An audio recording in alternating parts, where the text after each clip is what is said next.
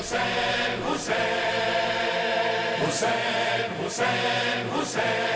کون ذی وقار ہے، بلا کا شہ سوار ہے. لا حول ولا قوة الا باللہ العلی العظیم. حسبنا اللہ ونعم الوکیل، نعم المولا ونعم النصیر. اعوذ باللہ من الشیطان الرجیم، بسم اللہ الرحمن الرحیم.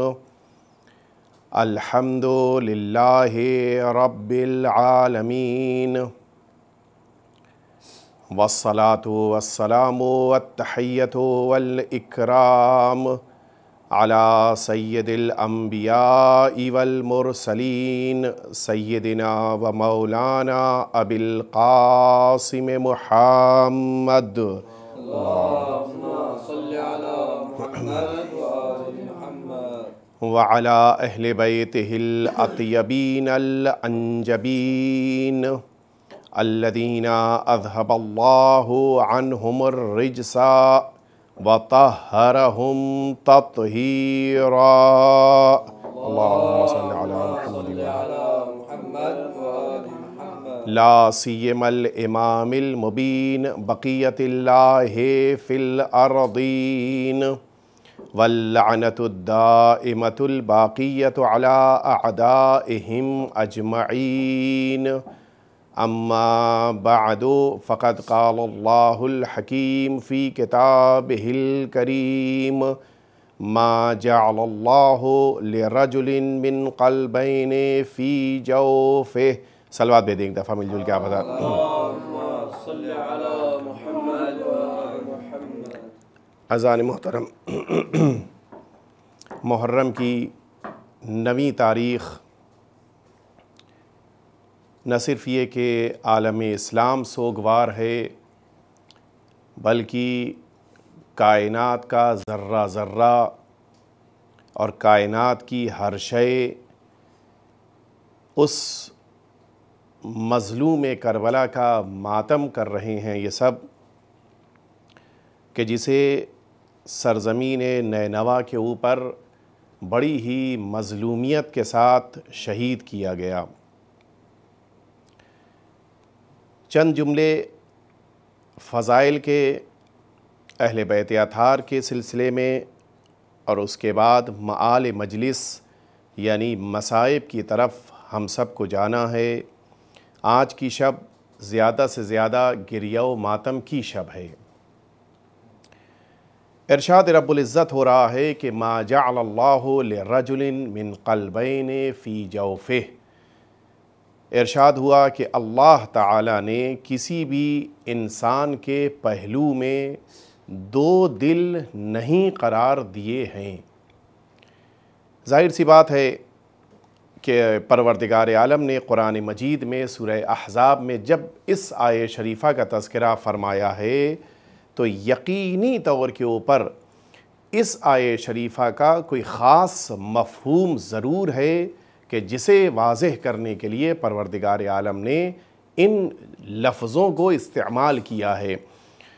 اگر یوں دیکھا جائے تو انسانی جسم میں بہت ساری ایسی چیزیں ہیں کہ جنہیں رب العزت نے ایک قرار دیا، اور اتنی زیادہ ایک چیزوں کے درمیان صرف دل کا انتخاب کیا اور یہ فرمایا کہ خدا نے 2 دل نہیں بنائے. پروردگار عالم نے انسان کو ایک چہرہ دیا ہے، 2 چہرے نہیں ہیں. انسان کو پروردگار عالم نے ایک ہی ناک عطا فرمائی ہے، لیکن ناک کے بارے میں یا زبان کہ جس سے انسان گفتگو کر رہا ہے، وہ ذہن کہ جس کو استعمال کر رہا ہے، یا خود وہ نفس کہ جس کو پروردگار عالم نے انسان کو عطا فرمایا ہے، یہ ساری چیزیں ایک ہی ہیں. لیکن ان سب کے ایک ہونے کے باوجود پروردگار عالم نے ان کے بارے میں یہ نہیں فرمایا کہ پروردگار نے مثلاً ایک چہرہ عطا فرمایا، مثلاً ایک ذہن دیا، مثلاً اور بقیہ چیزیں بھی انسانی جسم ہیں، کسی کے بارے میں ذکر نہیں ہے. حتیٰ ایک مرحلہ اور آگے بڑھ کر میں آپ کی خدمت میں عرض کر دوں کہ جن چیزوں کو پروردگار نے ایک سے زیادہ عطا فرمایا، ایک سے زیادہ ہونے کے باوجود کام کا اختیار ایک ہی دیا ہے۔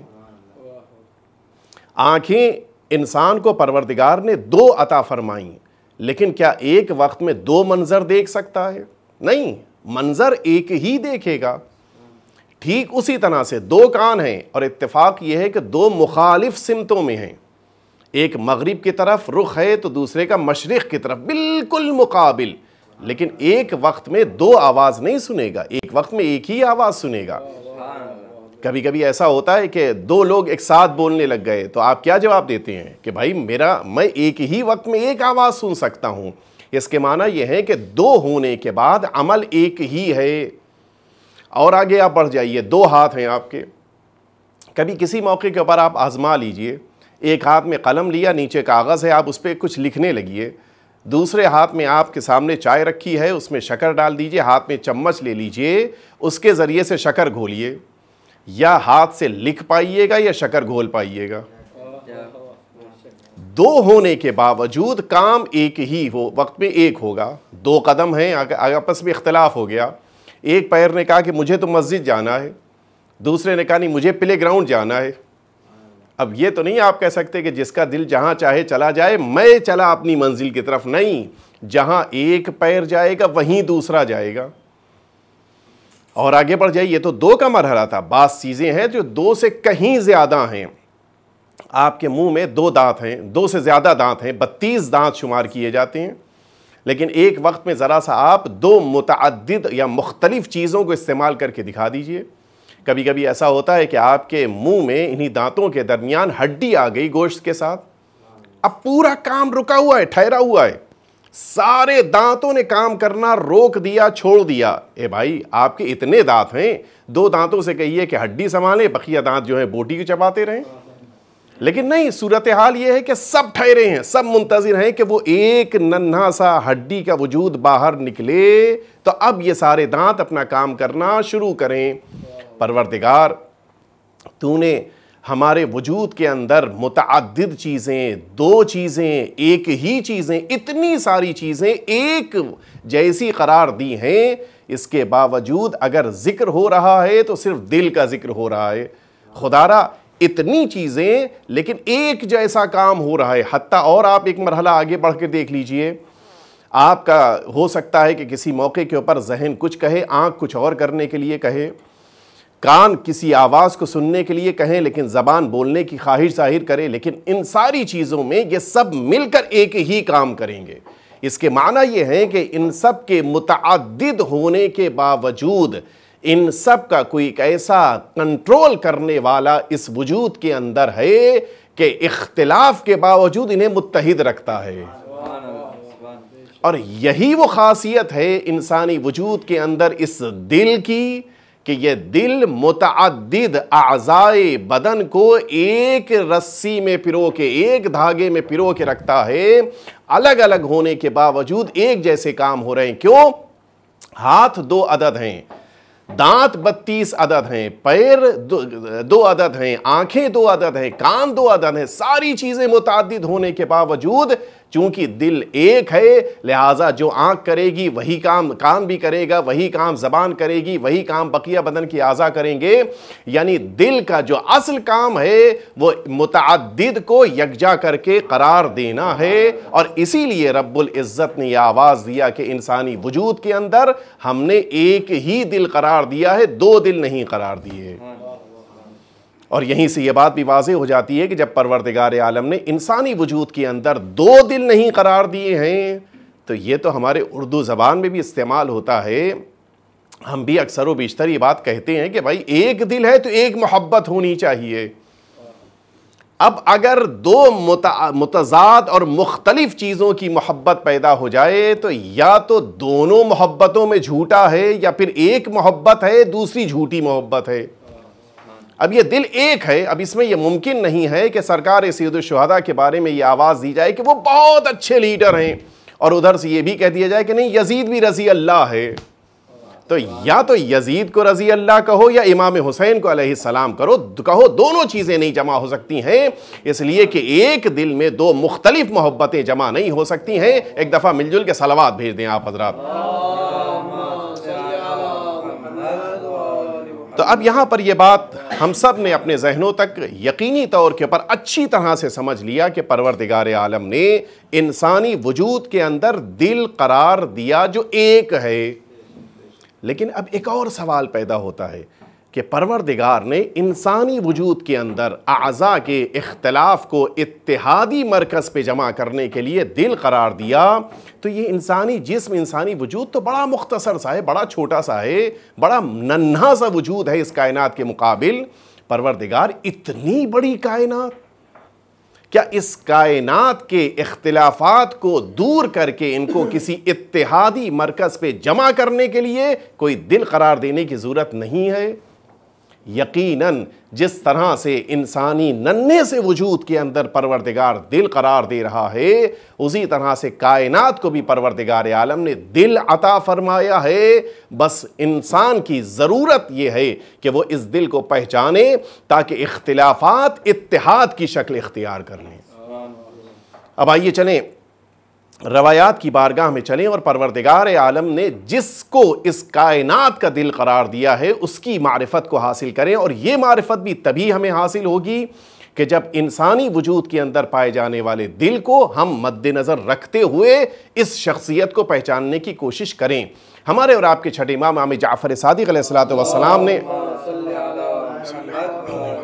مولا نے حدیث شریف میں فرمایا کہ اِنَّا مَنزِلَةَ الْقَلْبِ مِنَ الْجَسَدِ بِمَنزِلَةِ الْإِمَامِ مِنَ النَّاسِ۔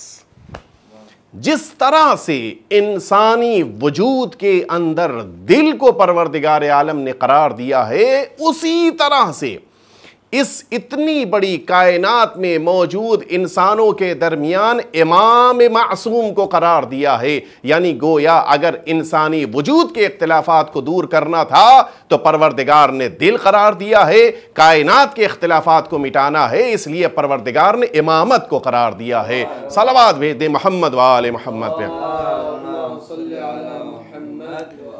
اب ظاہر ہے کہ اپنے وقت کے اندر مجھے گفتگو مکمل کر لینی ہے، اس لیے جلدی جلدی اپنے مراحل کو مجھے طے کرنا ہے کہ جب پروردگار عالم انسانی وجود کے اندر دل کی اہمیت کے مد نظر، دل کا تذکرہ اتنی زیادہ اہمیت کے ساتھ قرآن مجید جیسی کتاب میں، وہ کتاب کہ جس کو بڑی ہی خاص باتوں کے لیے پروردگار عالم نے قرار دیا، تو پھر کیا امامت کا تذکرہ پروردگار عالم نے قرآن مجید میں نہ کیا ہوگا؟ یقیناً ہے۔ لیکن ان بحثوں سے آگے بڑھتے مجھے ایک دو مرحلے کی طرف آپ کو متوجہ کرانا ہے کہ روایات کی دنیا میں جب تشبیہ وارد ہوتی ہے تو دیکھیں، ہم آپ تو جذبات میں اور خلوص میں اور محبت میں اور عقیدت میں نہ جانے کیا کیا کہہ جائیں۔ بیٹا سیاہ ہو، کالا بھجنگ ہو، کچھ بھی ہو، ماں کی نگاہ میں چاند ہے۔ تو اب یہ ماں اپنی عقیدت کی بنا پر اپنے بیٹے کو چاند کہہ رہی ہے، حقیقت کی بنا پہ نہیں کہہ رہی ہے۔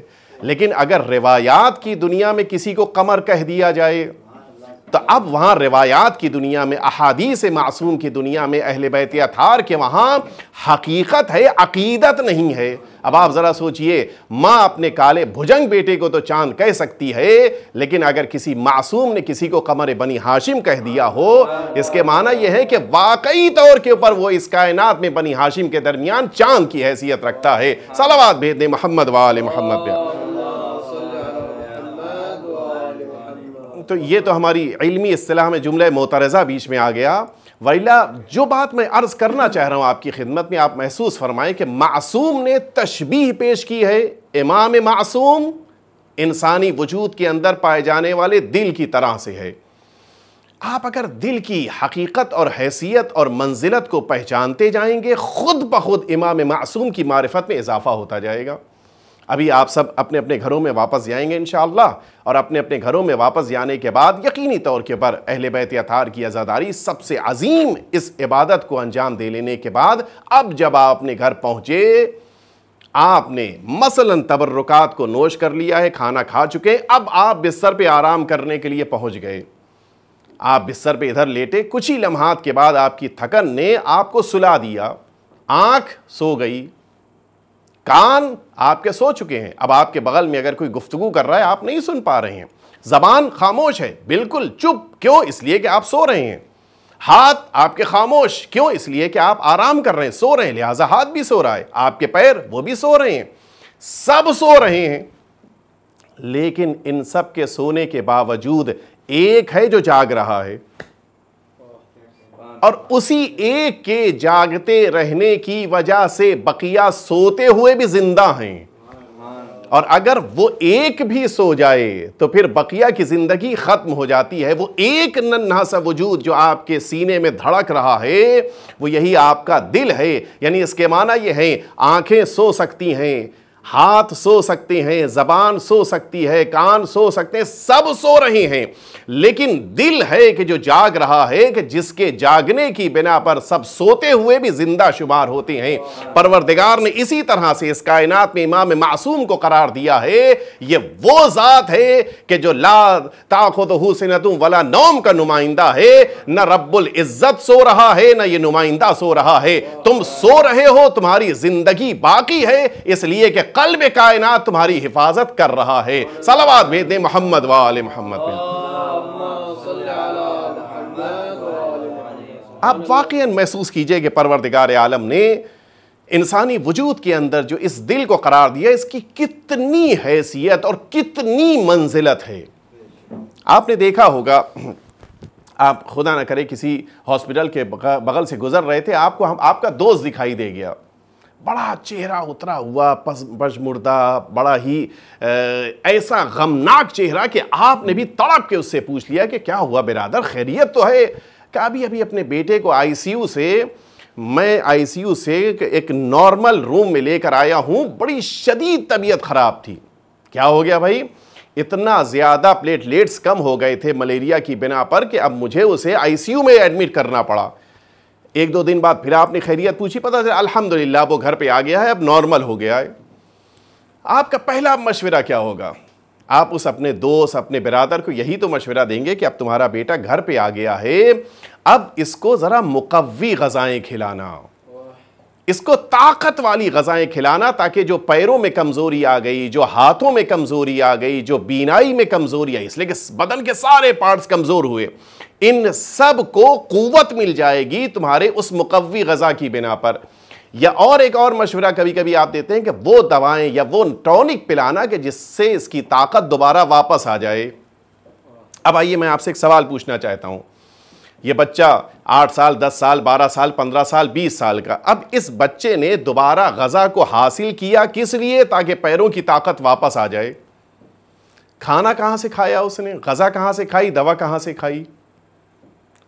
وہاں سے کھائی کہ جہاں پر کمزوری محسوس ہو رہی تھی، یا وہاں سے کھائی کہ وہاں پہ نارمل تھا، منہ میں کوئی کمزوری تھی نہیں لیکن دوا منہ میں رکھی گئی، گلے میں کوئی کمزوری نہیں تھی لیکن آپ نے اپنی غذا کو گلے سے گزارا، شکم اور پیٹ میں کوئی کمزوری نہیں تھی لیکن آپ کی یہ غذا، آپ کی یہ دوا آپ کے پیٹ تک گئی۔ یہ تو عجیب بات ہے، ساری چیزیں آپ کے پیٹ تک جا رہی ہیں، وہ چاہے مقوی غذا ہو، چاہے وہ دوائیں ہوں، چاہے ٹونک ہو، جتنی چیزیں ہیں آپ کے شکم تک جا رہی ہیں۔ اور یہ بھی عجیب چیز ہے، پروردگار عالم کی خلقت پہ اگر انسان غور کرے تو محسوس ہو کہ یہ پروردگار عالم نے انسانی وجود کے اندر یہ نزاکتیں کس انداز میں قرار دی ہیں۔ سب سے زیادہ قوی چیزیں اگر کسی وجود کو مل رہی ہیں تو یہ آپ کا شکم ہے، لیکن سب سے زیادہ جو آپ کے بدن میں کمزور ہے وہ یہ پیٹ ہی کمزور ہے۔ آپ لیٹے ہوئے ہیں، آپ کے سینے کے اوپر آپ کا بیٹا 2 سال 3 سال کا بیٹھا ہوا تھا، اچانک تھوڑی دیر سرک کے وہ آپ کے پیٹ پہ آ گیا، جلدی سے آپ نے اس کو پھر اوپر کر لیا۔ کیوں؟ اس وجہ سے کہ آپ اپنے پیٹ کے اوپر اس ننھے سے بچے کو نہیں بٹھا پا رہے ہیں۔ توجہ ہے نہیں ہے؟ اتنی غذائیں کھانے والا، اتنی مقوی چیزیں ایکسپٹ کرنے والا پیٹ بیچارہ اتنا کمزور، تو آخر ہوا کیا؟ یہ سب گئے کہاں؟ وہ دوا کہاں گئی؟ وہ ٹونک کہاں گئی؟ وہ ساری چیزیں جو آپ نے استعمال کرتے ہوئے اپنے شکم تک پہنچائے تو آخر گئی کہاں؟ پتہ یہ چلا کہ یہ ساری وہ چیزیں ہیں کہ جو آپ کے شکم میں گئی تو تھیں لیکن وہ اس طرح سے ڈیوائیڈ کی گئیں کہ اب ان کے اندر موجود ساری چیزوں کو نچوڑ لیا گیا، پروٹین کو لے لیا گیا، وٹامن کو لے لیا گیا، گلوکوز کو لے لیا گیا، اور جو ایکسٹرا چیزیں تھیں وہ بدن سے نکال دی گئیں۔ اب بیچارہ پیٹ پھر بالکل خالی ہو چکا ہے۔ توجہ ہے یا نہیں ہے؟ اب میں آپ سے یہ بات پوچھنا چاہ رہا ہوں کہ یہ ساری چیزیں جو غذا سے لی گئیں، کھینچ لی گئیں، یہ ساری چیزیں بدن کے مختلف پارٹس تک پہنچیں۔ ہاتھ کو مثلاً شوگر کی کمی محسوس ہوئی، شوگر وہاں تک پہنچ گئی۔ کہیں پر وٹامن کم پڑا، وہاں پر وٹامن پہنچا دیا گیا۔ یہ پہنچایا کس نے؟ آپ کہیں گے کہ یہ خون نے پہنچایا، لیکن جناب یہ خون کے ذریعے سے بدن کے مختلف پارٹس تک ان کی ضرورتوں کے مطابق چیزوں کو خون تو پہنچانے کا ذریعہ بنا ہے۔ در واقع اگر کوئی ایسا وجود ہے کہ جو ان ساری چیزوں کو بدن میں بانٹ رہا ہے، وہ یہ آپ کے سینے میں موجود دل ہے۔ یعنی اس کے معنی یہ ہے کہ اگر بدن کے مختلف پارٹس کی ضرورتوں کے مطابق چیزوں کو پہنچانے کی ذمہ داری کسی کی ہے تو وہ یہ آپ کے سینے میں موجود دل کی ہے۔ اب آپ ذرا سوچئے، جو روایات کی دنیا میں وارد ہوا ہے کہ پروردگار عالم اس کائنات میں اپنی نعمتوں کو امام معصوم کے ذریعے سے پہنچاتا ہے، اب سمجھ میں آیا کہ یہ قلب کائنات ہے جو نعمت پروردگار کا ولی قرار پا رہا ہے۔ صلوات بھیج دیں محمد و آل محمد پہ۔ اچھا، ایک بچہ جو ماں کے شکم میں ہے، آپ جانتے ہیں وہ بچہ جو دنیا میں آتا ہے اس کی سانسیں چلنا تب شروع ہوتی ہیں کہ جب بچہ دنیا میں آ گیا۔ توجہ ہے یا نہیں ہے؟ لیکن سانسوں کے چلنے سے پہلے بھی زندگی کو معلوم کرنے کے لیے کیا کیا جاتا ہے؟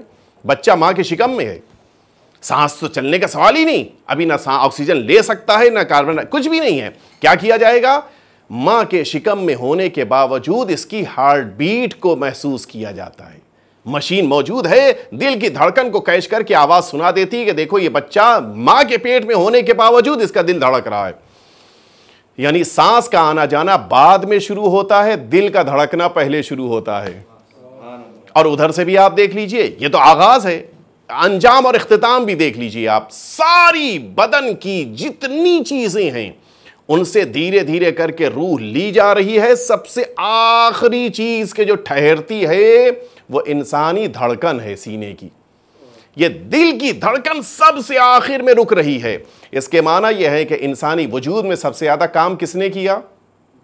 آنکھوں کا کام بہت ہے لیکن کم ہے، کان کا کام بہت ہے لیکن کم ہے، سانسوں کا کام بہت ہے لیکن کم ہے۔ سب سے زیادہ اگر کسی نے کام کیا ہے آغاز سے لے کے انجام تک تو وہ یہی دل ہے۔ اب سمجھ میں آیا کہ جو زیارت جامعہ میں معصوم سے خطاب کرتے ہوئے ظاہر کہتا ہے کہ جو زیارت امام معصوم نے تعلیم فرمائی کہ کیا کہتا ہے جملہ؟ بکم ختم اللہ و بکم فتح اللہ و بکم یختم۔ اے اہل بیت اطہار، کائنات آپ سے خدا نے شروع کی ہے، آپ ہی پر مکمل ہوگی۔ کیوں؟ اس لیے کہ یہ امام معصوم ہیں کہ جو قلب کائنات ہیں، سب سے پہلے دھڑکنا شروع کریں گے، سب سے آخر تک ان کی دھڑکن باقی رہے گی۔ صلوات بھیج دیں محمد و آل محمد پہ۔ یعنی یہ انسانی وجود کے اندر موجود دل ہے کہ جو ہدایت کر رہا ہے انسانوں کی امام معصوم کی طرف۔ ایک اور مرحلے کی طرف اشارہ کر کے جلدی سے اپنی بات کو اب مکمل کر دینا ہے، محدود وقت کے اندر گفتگو کرنی ہے۔ آپ محسوس فرمائیں، آپ کو اگر کوئی میڈیکل سائنس کا اسٹوڈنٹ مل جائے، کوئی ڈاکٹر مل جائے، اور اوپر کوئی ایم ڈی ڈاکٹر آپ کو مل جائے، آپ اس سے اپنی دلی تمنا اور خواہش ظاہر کر دی کہ ڈاکٹر صاحب بڑا دل چاہتا ہے کہ اپنا دل دیکھ لوں، ڈاکٹر صاحب ذرا دل دکھا دیجئے۔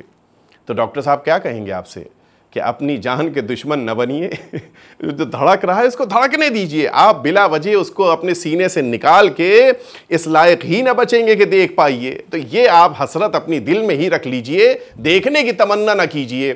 آپ اگر اس سے پلٹ کے کہہ دیں ڈاکٹر صاحب بڑا دل چاہتا ہے کہ معلوم کریں کہ دل دھڑک رہا ہے یا نہیں دھڑک رہا ہے، اس ڈاکٹر کا کیا جواب ہوگا کہ جناب آپ دل کے دیکھنے کی تمنا نہ کیجئے، ذرا سا اپنے ارادے کو تبدیل کر دیجئے۔ ہر چیز کو دیکھا نہیں جاتا، بلکہ بہت سی ایسی چیزیں ہیں کہ جن کو اگر محسوس کرنا ہے تو ان کے آثار کے ذریعے سے انہیں محسوس کر لیا جاتا ہے۔ اب دل کی دھڑکن ہے یا نہیں ہے، اس کو اگر سمجھنا ہے تو کیا ضرورت ہے کہ دل نکال کے دیکھیے، آپ یہ دیکھ لیجئے کہ پلک جھپک رہی ہے یا نہیں جھپک رہی ہے۔ آپ دیکھ لیجئے کہ ہونٹ ہل رہے ہیں یا نہیں ہل رہے ہیں، آپ یہ دیکھ لیجئے کہ ہاتھوں میں حرکت ہے یا نہیں ہے، آپ یہ دیکھ لیجئے کہ پیروں میں جنبش ہے یا نہیں ہے۔ اگر پیروں میں جنبش باقی ہے، اگر ہاتھوں میں حرکت باقی ہے، اگر پلکوں میں آپ کے حرکت موجود ہے، اگر آپ کے ہونٹ ہل رہے ہیں، آواز سنائی دے رہی ہے، یہ ساری چیزیں خود اس بات کی علامت ہیں کہ کوئی دل ہے جو دھڑک رہا ہے۔ یعنی اس کے معنی یہ ہے کہ دیکھنے کی ضرورت نہیں ہے، آثار کے ذریعے سے وجود سمجھ میں آ جائے گا۔ اب بہت سے ایسے افراد ہیں کہ جن کی تمنا ہے اگر امام معصوم موجود ہے تو ذرا سا ہمیں لا کر دکھاؤ۔ ہمارا ایک ہی جواب ہے، پروردگار نے امام معصوم کو قلب کائنات بنایا ہے۔ اگر قلب کائنات کو نہیں بھی آپ دیکھ پا رہے ہیں تو یہ تو کم از کم آپ کو دکھائی دے رہا ہے کہ صبح میں سورج نکل رہا ہے، شام میں سورج ڈوب رہا ہے، رات میں ستارے دکھائی دے رہے ہیں، رات میں فلک کے اوپر یہ چاند دکھائی دے رہا ہے، انسان چل پھر رہے ہیں، یہ کائنات موجود ہے، یہ کائنات کی گردش اور حرکت بتا رہی ہے کہ قلب کائنات موجود ہے۔ صلوات بھیج دیں محمد وآل محمد پہ۔ اسی کے ساتھ ساتھ ایک اور بات کی طرف اشارہ کر کے بات مکمل کر دینا ہے۔ آپ محسوس کریں کہ آپ اگر کسی ڈاکٹر کے پاس چلے جائیں کہ میرا بچہ بیمار ہے اور وہ ڈاکٹر آپ سے یہ کہے کہ اپنے بچے کو لے کر آ جائیے، اور آپ یہ کہیں کہ کیا ضرورت ہے ڈاکٹر صاحب کہ میں اپنے بچے کو آپ کے پاس لے کر آؤں، بیمار بچہ ہے، بخار چڑھا ہوا ہے، میں ابھی جاتا ہوں دوڑ کے اور اپنے بچے کے بارے میں یہ دیکھ کر واپس آ جاتا ہوں کہ اس کے بخار کتنا چڑھا ہے۔ آپ نہیں معلوم کر سکتے، آپ کے اندر یہ طاقت و قوت نہیں ہے، آپ کو اس کو لے کر آنا ہے ڈاکٹر صاحب کے پاس۔ یہ ڈاکٹر کا کام ہے کہ وہ بتائیں کہ اس کے کتنا بخار چڑھا ہے۔ اچھا، آپ بچے کو لے کر گئے، لٹا دیا آپ نے، ابھی تو ظاہر ہے کہ زیادہ بہتر طریقے سے تھرمامیٹر کے ذریعے سے چیک کر لیا جاتا ہے، ورنہ ابھی تک کیا ہوتا آتا تھا، ہر ڈاکٹر کا پہلا کام یہ ہوتا تھا کہ اس نے نبض کے اوپر ہاتھ رکھا اور دوسرے طرف سے اس نے گھڑی کو دیکھنا شروع کیا۔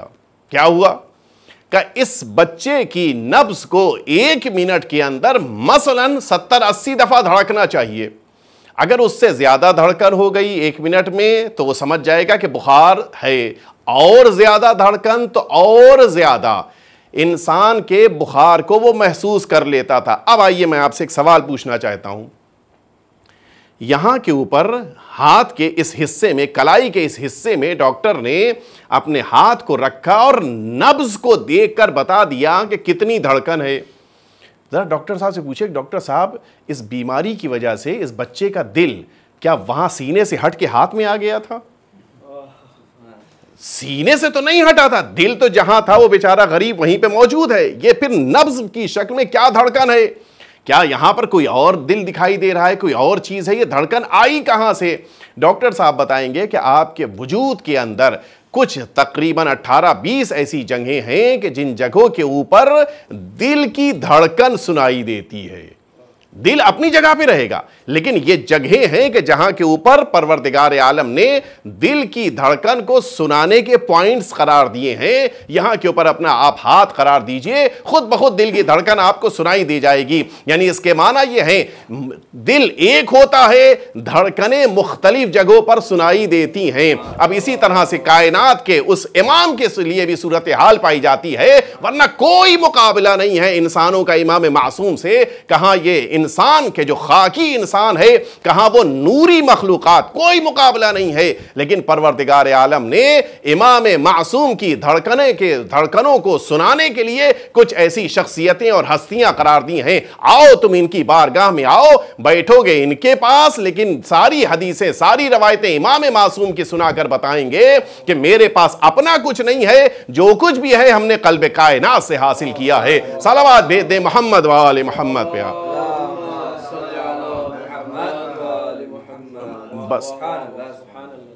بس توجہ کریں آپ کہ یقیناً امام معصوم قلب کائنات ہیں، اور یہی وجہ ہے آپ کے خدا نہ کرے آپ کے پیروں میں کوئی چوٹ لگ جائے، درد بہت ہے، لیکن کچھ دیر کے بعد آپ کی آنکھ سو جائے گی، کچھ دیر کے بعد آپ کے بدن کے مختلف حصے آرام کریں گے، لیکن دل ہے کہ جو تکلیف محسوس کرے گا۔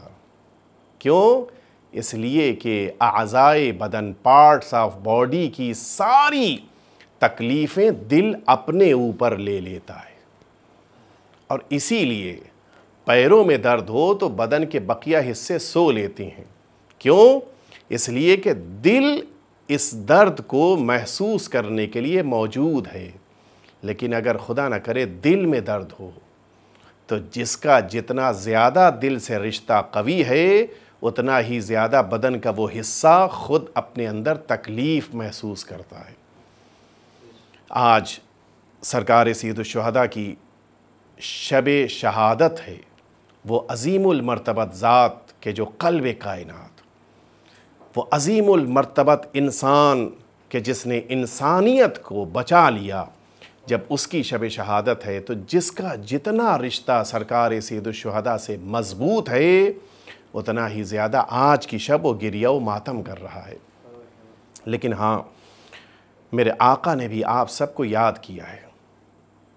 جب انسان کسی مشکل میں گھر جائے اسے اپنے یاد آتے ہیں۔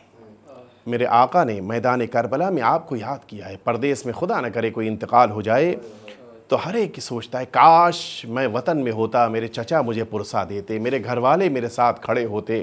میدان کربلا میں حسین اکیلے تھے، آپ کو یاد کیا ہے۔ لیکن عزاداروں، آپ سنیں گے کہ میرے آقا نے کب آپ کو یاد کیا۔